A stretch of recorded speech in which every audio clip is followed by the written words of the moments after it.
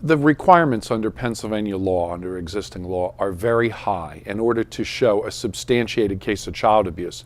So the example that I would give you is somebody that you believe has been injured or abused, it gets reported unless you can show serious bodily injury or substantial pain. It is not considered child abuse. Examples of things that wouldn't be child abuse under current law would be you fail to feed or attend to your child even though you have the resources to do so, and you basically let them slowly starve. That's not child abuse. And so I think for most people, it doesn't fit with their understanding of what child abuse is.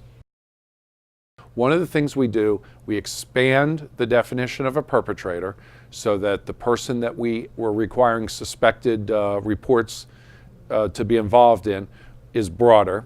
We're putting a protective provision in another bill that says false reporting will be dealt with harshly, so that in the case of a domestic dispute over custody, one party doesn't try and gain advantage over another.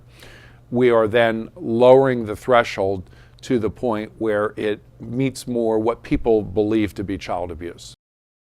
To me, this is more important than highway and transportation funding. It's more important than liquor privatization. It is the most important issue. We learned years and years ago that abuse as to spousal abuse occurs in every demographic. Well, guess what? It's the same thing with child abuse.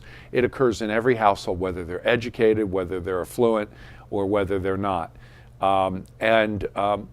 If you looked at Pennsylvania's substantiated cases, you would think, well, Pennsylvania has no child abuse problem. And that's, again, because the threshold is way too high